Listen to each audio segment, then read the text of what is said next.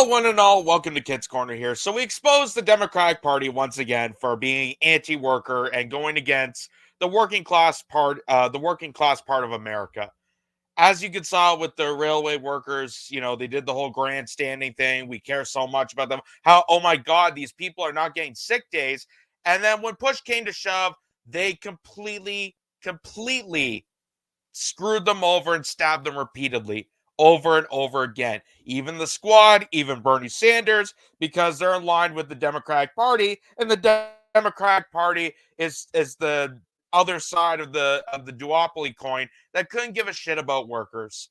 As reminded from this article here, this is from Socialist Alternative, reminding you that what the outcome of the railway workers happened.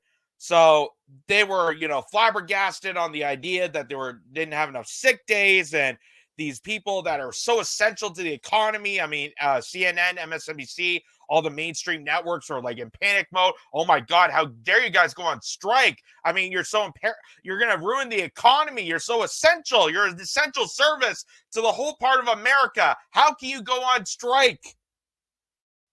And what did the Democrats do? They made the striking illegal. Why? Because they knew that if the railway workers people were allowed to go on strike, they would have been able to get their sick days immediately. They knew it was going to happen, but because the Democratic Party is toe-step with the railway barons and the monopolies that own the railway workers, there was no way they were going to actually do something for the working class people. Once again, proving the point that the Democratic Party, the so-called working party of America, is anti-worker. And we saw this throughout. We did a whole explanation on this. But now they're getting called out. Now they're getting immediately called out because this is literally the last straw of them. They failed on Medicare for all. They failed on living wages. They failed on, tuition free.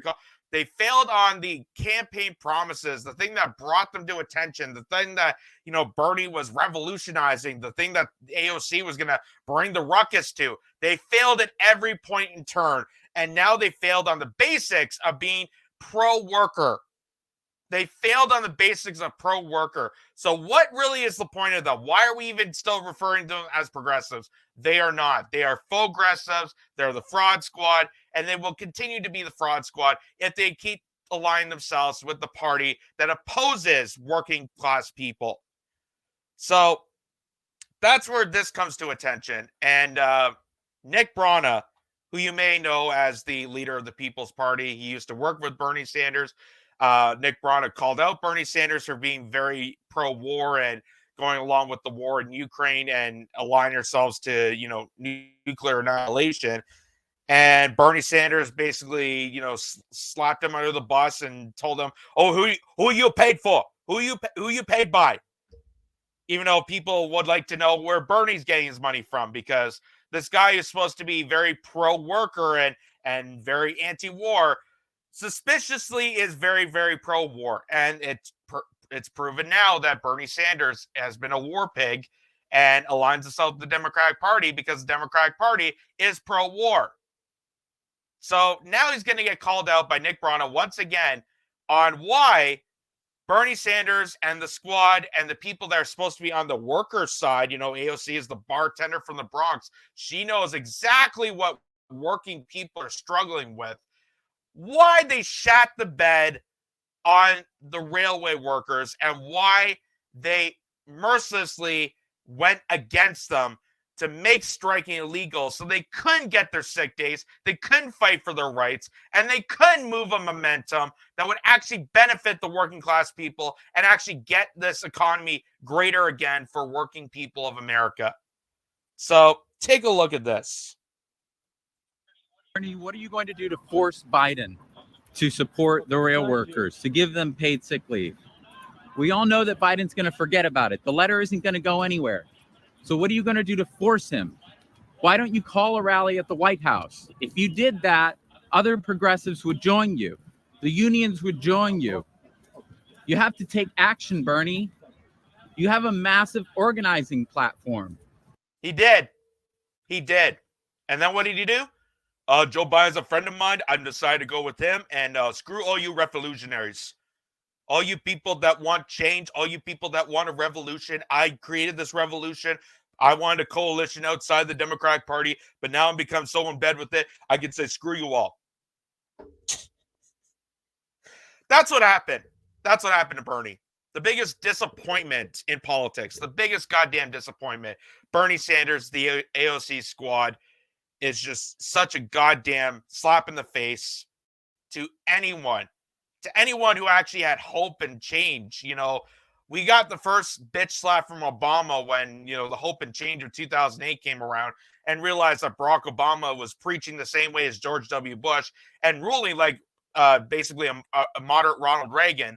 Nothing was ever going to change. Nothing has changed. It's continuously going through the motions of corporate duopoly. It just looks like change on the outside. It's change on the outside, continuity on the inside. Nothing's going to fundamentally change because Bernie Sanders, AOC, they all got cushy jobs in politics. So they don't have to listen and respond to the working class people because they're already head up. They're already head up. They already got a cushy job. They already got elected. And I'm sure they're probably by campaign time, they're going to be like, listen, you got to vote for me because Republicans are so awful. But let's continue on with this. Bernie, will you take concrete action? Bernie, why is that so hard to answer? I will answer that for you, Nick. I will tell you why it's so difficult. It is so difficult when you are a cock, a schmuck, and you also are sucking Joe Biden's cock. That is why it's so difficult. It's so difficult because I am getting the jizz of the Democratic Party and all my donors and campaign contributions. But I will say I'm a working class man because I sound like a rugged old fool. I will make sure I sound like a rugged old fool to you working class people. But really, I am downright a schmuck. That is why it's so difficult. Nick Brana, who used to work for me. But where you get your money from? This is such a disgrace. This is such a disgrace. He can't even answer a simple question. And like I said, this is, again, the biggest disappointments of politics. When you get riled up, when you get, you know, chaotic into this revolution, you get all excited. And he built this momentum. I got fooled into it. Same with, you know, Tulsi Gabbard. Same with the AOC. I thought they were going to change. I thought things were going to happen. Just like the Obama years, I thought things were going to change and happen. And nothing did. Nothing did. Because we're run by criminals. We're bought out by criminals. We are in an oligarchy. We're not in a healthy democracy whatsoever. And schmucks like him continue to pander to the oligarch, the criminal class, instead of the working class people that got him to the position in the first place.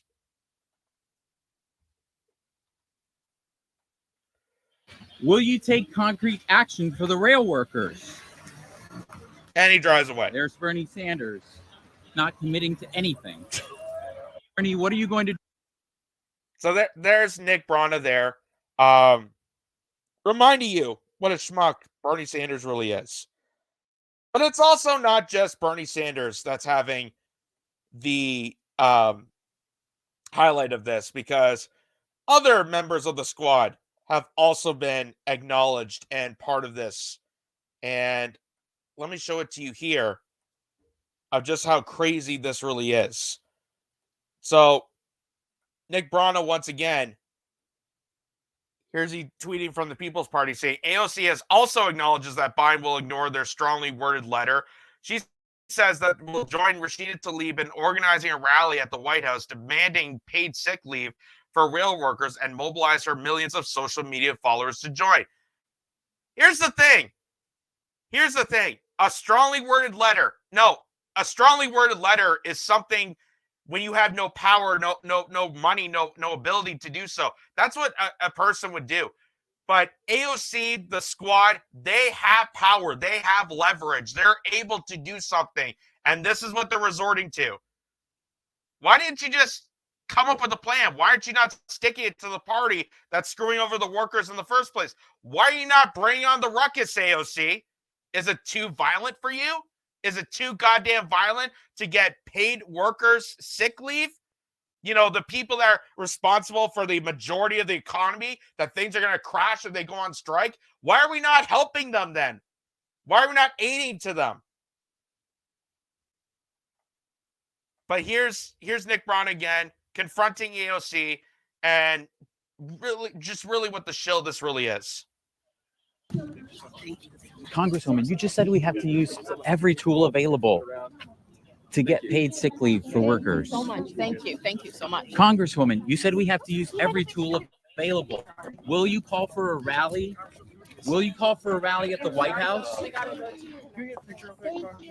Congresswoman Rashida Tlaib is willing to join a rally at the White House with rail workers. Will you do that? Will you organize? Will you use your social media to demand paid sick leave? We don't have access to the White House, but we're happy to do it. Yeah, we're happy to do whatever we have the authority to do. You have millions on social media. Absolutely. If you call, absolutely, I'm going to do this because this is going to end up on my social media followers, and I got to make sure I keep my reputation. But I'm not actually going to do anything because I don't have the authority to do so.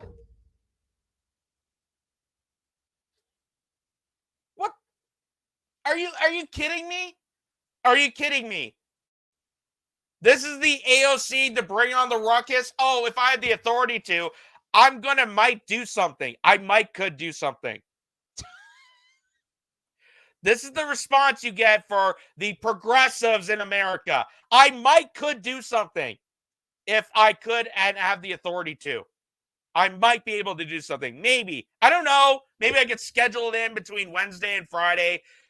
6 to 5. I gotta rearrange my appointments. Maybe I'll pander something in to make me look like I'm still working class people. I'm not irrelevant. I still gotta get my reputation, my followings. Maybe I'll do a very stern Instagram live feed to make sure that working class people acknowledge the importance of sick days without actually doing anything. Oh my God. This is such a joke. Such a goddamn joke. I mean, at least AOC acknowledging him, I guess that's a good thing, but the acknowledgement is just even worse. Like, she should have just walked off. There's more of this, by the way. Call a rally with Rashida Tlaib, Bernie Sanders, and others. That will make a difference. Yes. We both know that Biden's going to ignore that letter.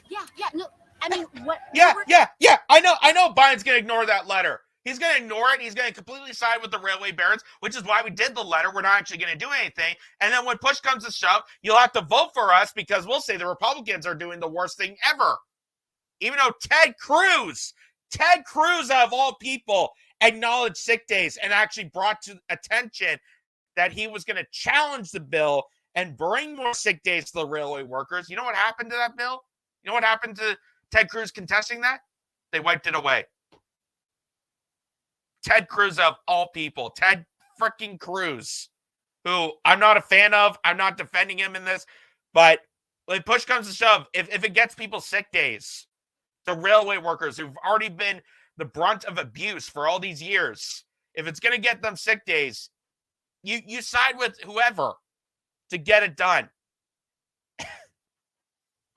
This is just how pathetic this is. Utterly pandering, pathetic. I could do something. Yeah. We'll organize. We'll come up with a hashtag. Is that good enough for you? Is that good enough for you?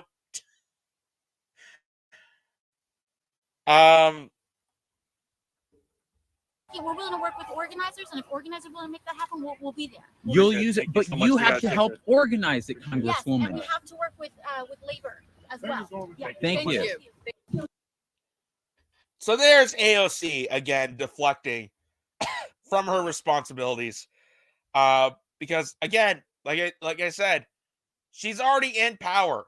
She already has influential power. Does she actually use it for benefit of the doubt? Is she actually going to use it for to help those workers? Probably not, because she already has a cushy job. She already knows that you're going to vote for them. She already has your pledged support, your blinded support, because the Republicans are so awful, as you hear on mainstream media. But when push comes to shove, when things are called to action, they are a freaking mess. A goddamn freaking mess.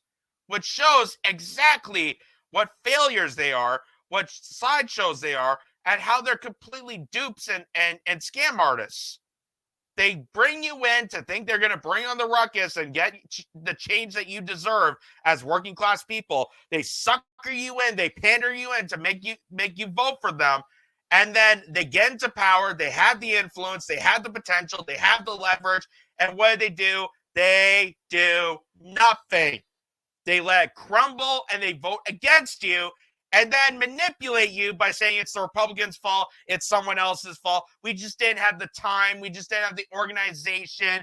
And people rallied together outside of us and actually challenge our stances on it. They're going to be violent. They're right-wingers. They're terrible people.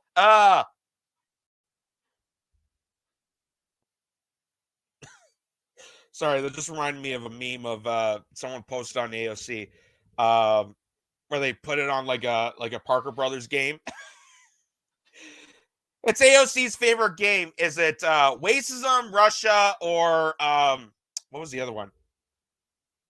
Racism, Russia. It was the 3 R's. Or Republicans. Yeah. Racism, Russians, or Republicans. That's the AOC blame game. Available by Parker Brothers. So here's also, let me show this too. Calling out Rashida Tlaib on this. So it says, breaking, Nick Brana calls on Rashida Tlaib, AOC, Ilhan Omar, Cory Bush, and Bernie Sanders to organize a rally at the White House, demanding Biden give railway workers 15 days of paid sick leave by executive order. Tlaib, AOC, Omar said yes. Videos below. If Biden refuses to strike. So there's Rashida Tlaib, and we just showed you Bernie completely ignoring Nick Brana, not doing anything, not actually helping those people, completely being a sellout. We saw AOC in their pathetic mess. Let's see what she has to say on this. Rail workers at this point. My name is Nick Brana. I'm Nick. I don't know if you saw our letter. We believe that President Biden can do through executive order. If the Congress and the Senate is not going to be supportive of giving 7 paid sick leaves, then we can push President Biden and the administration to do it via executive order. Yeah, he can do it by executive order. The problem is there is no push for him. There is no push for him because you're not doing anything to push him. Remember all the people that said that we're going to push Biden to the left? He was going to be the new FDR. Oh, well, we have this schmuck as a Democratic contender, and he's going to run for president, and he's completely bought out shill of the war machine and Wall Street and big pharma and all the oil executives and big tech and all this stuff. Also, he's a babbling buffoon and partly delusional and may have signs of dementia, but we might be able to have the potential to push him left. Except nobody's pushing him left. Nobody is. Nobody is. Nobody's holding him content. No one's holding him accountable. Nobody's holding the party accountable. And no one's holding these people accountable, which is why everything is crumbling underneath them, which is why we're in this mess in the goddamn first place. And why people like Nick Brana have to call to action to bring on the accountability to let these people know, hey, by the way, you're failing your own base by doing this. They deserve better. But as you know, the rail workers' demands and grievances go far beyond sick days. At this point, they're fighting for the basic right to strike. The executive order does not prevent them from saying, especially because we took the right to strike away. If you don't want to fight for them and you're saying they're essential and they can't strike, I mean, that takes away a lot of power away from them to demand this very profitable, very connected industry. I mean, they're hedge funds. That's what it is. Right. And so we have to be able to say to Biden and others, look, these folks in Congress are not our destination. They're our door. We got to use those doors, and that means using every power possible, and that takes executive order. So what's the next step then to pressure Biden? Because we all know that Biden would be happy. Yes. I hope he doesn't ignore that. He will. So Nick Bryan asked, what's your next step to actually push this guy? Well, we have this other thing. We hope he doesn't ignore it. So really, the only thing that's pushing Biden to the left is hope. We're going to gamble and hopefully make him realize, maybe, potentially, I don't know, Oh, this guy who's been bought out by decades and decades of corruption and has decades and decades of oligarchical schmear all over his freaking body. Maybe he might help the workers. Maybe. Potentially, I don't know. Maybe per se.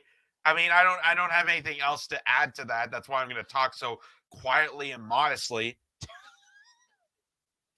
Because if I bring on the ruckus or actually do anything, AOC might attack me and say I'm not part of the squad anymore. Maybe I'll be called out. Maybe I'll be called a right winger. I may be called a racist, misogynistic, violent person if I actually contemn and actually do something politically that would actually bring awareness to working class people. I might be considered violent.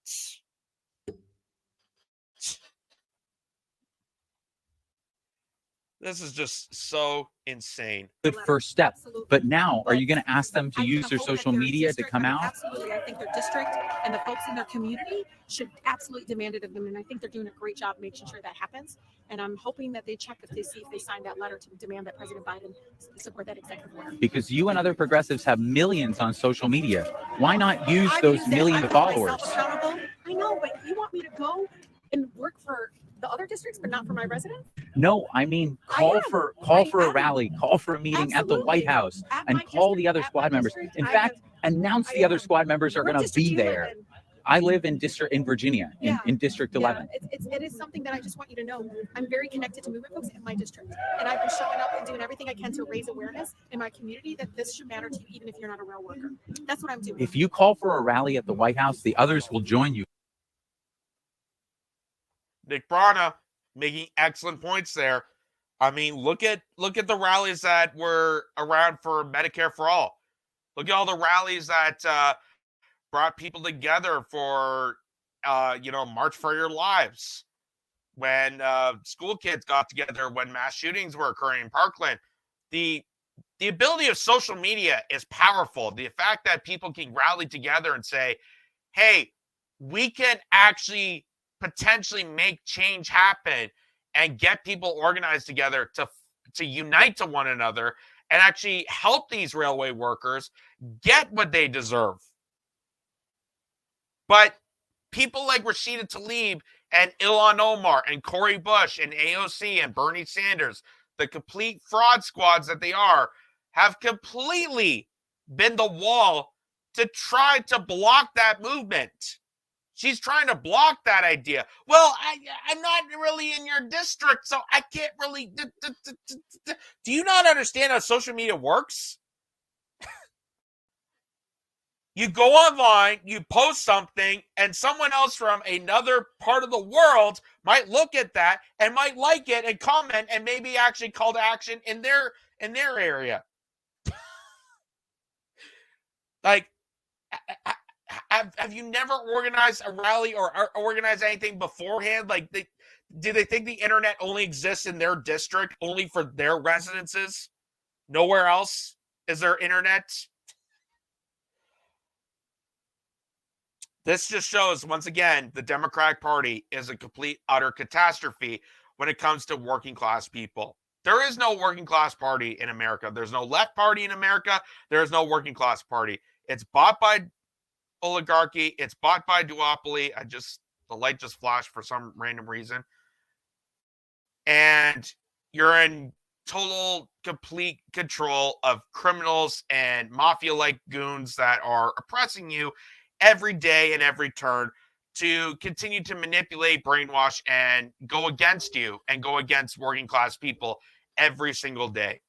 And once this is just a manipulation to think that, oh, there might be some politicians that are on your side and might actually do something about this.